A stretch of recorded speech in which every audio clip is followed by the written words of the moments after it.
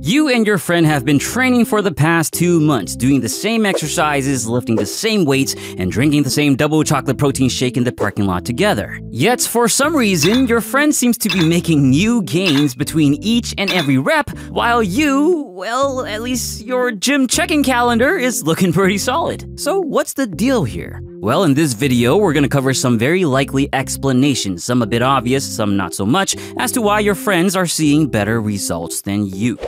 First, I want to preface this video with something very important. Even if your friends are truly achieving better results, you should never discount your own achievements. As the old saying goes, comparison is the thief of joy. My goal with this video is not to make you feel bad about falling behind, but to hopefully help you improve your gains by identifying potential differences. So if any of these explanations resonate with you, I do advise to refrain from self-judgment or even judgment of others, and instead to work on being the best you possible. With that in mind, let's get to it. The first thing to consider is, yes, your genetics. Now, for certain aspects, the impact of genetics are more obvious than others. For example, your height can make a very obvious difference. If a shorter and taller person made similar gains, the shorter person might look like they made more gains than the taller person because the muscles will likely look bigger on their relatively smaller frame. Another more obvious genetic factor would be body and limb proportions, which can partly explain why your friend might be able to lift heavier in certain exercises if their proportions are biomechanically advantageous for it. On the other end, the genetic variance on performance and physiological factors might not be as obvious. Variances in factors like cardiac output, lung capacity, muscle attachments, hormones of course, and many more. However, in terms of specifically knowing how much impact genetics can have on these factors, the science isn't there just yet. Sure, some data models and systems have tried to pinpoint genetic variances in muscle and performance, but we still have a long way to go for it to have practical and public utility. What we have seen in the science, though, is that genetics come into play more so when reaching our ceiling, or our upper genetic limit for gains. For that reason, researchers have been able to identify many overlapping genetic characteristics between elite athletes in the same sport. But if you're not an elite athlete and far from your genetic ceiling, then the impact your genetics have is not going to be anywhere as evident outside of, again, the obvious stuff like height. Ultimately, genetics do matter, but not something to really get caught up about.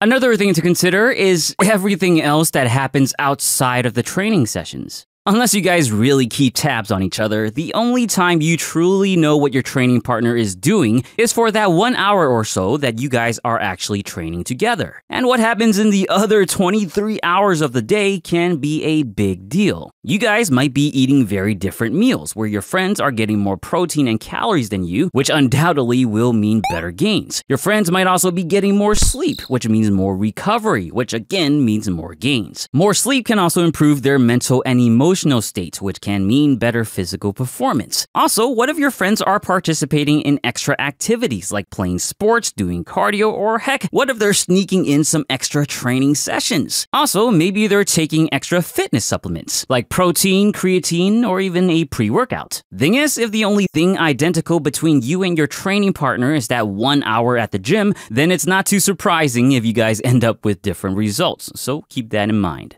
Now here's one that might surprise some of you because it might be hard to believe, and it's that you might not be putting as much effort into your training as your friends. Now, before you scoff at this, I'm not saying that you are not trying to put a lot of effort into your training. However, there might be some level of misunderstanding or lack of experience of true full-out effort. And this becomes very apparent when we talk about training to muscular failure, something people think they've experienced, but many truly haven't. Fact is, reaching muscular failure, which means lifting a weight until your muscles absolutely physically cannot produce sufficient force to concentrically move the weight, is quite a difficult endeavor. Even in the scientific literature, researchers found that even advanced lifters still have a propensity to underestimate the amount of reps it takes for them to reach muscular failure. And that variance will only be greater the less experienced you are. So if your training partner has been consistently training closer to failure than you, which also means they're getting in more training volume than you, then they're probably going to get better gains as well. So you really want to make sure that you're putting in a decent amount of effort, probably more than you realize, and get a good sense of failure by practicing training to failure from time to time.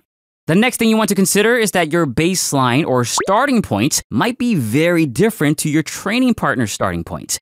There is actually a very little chance that you and your friends are starting at equal footing in all aspects of fitness. Your friends might seem to be doing better, but it might be because they started with already lifting more than you or already having more muscle than you, or they might have started with a bit less body fat than you. Even just a few body fat percentages can make a big difference to your muscle definition and aesthetics. They could have also watched some videos before on how to properly perform the exercises, which gives them a leg up. They might have even watched some picture fit videos and realized how important training close to failure is. And again, if your friends are engaging in other activities or sports, then they're likely going to have better conditioning, which can improve their gym performance. And you also want to know if they tried making gains before, which if they did, then they'll benefit from something called muscle memory, which makes it easier for them to regain any muscle they lost from before compared to you who is trying to build gains for the first time. Simply put, your starting points are almost guaranteed to be different, which means your end points will inevitably be different as well.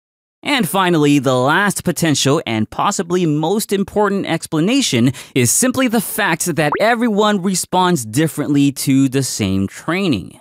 In the science, when we look at outcomes for strength and muscle growth, it's normally done by taking the results of each subject and then calculating an average. But what's not discussed as often is the fact that the range of results between subjects can be very high. One subject might achieve something like a huge 25% jump in their squat 1 rep max, but another might only see a 10% increase or even no increase. And this happens even though the subjects all performed similar interventions under similar controlled environments. So for you and your friends, which will be a smaller data set in a largely uncontrolled environment, it's not only common but expected that you and your friends will respond very differently from the same workouts without any outward explanation for it. Sure, some can be explained by the other factors mentioned in this video, but many times it's just the fact that every single person will respond differently. In other words, that's just how life is sometimes. But just because your friend might be responding better to training right now, the script might flip down the line. Or you guys can try to change things up and see if you respond better to something else. Now, with all that said, I want to leave you once more with the old saying, comparison is the thief of joy. Just focus on yourself, knock out the fundamentals, do the right things, or look for a bit of extra help if you need it. You can always check out more of my videos or join our PictureFit Discord community. As long as you put in the work, you will make some decent gains, I'm sure of it. Other than that, if you enjoyed this video, please give it a genetic thumbs up and share it with your gym-loving friends. Subscribe for more, let me know what you think in the comments. As always, thank you for watching, and don't forget to get your protein.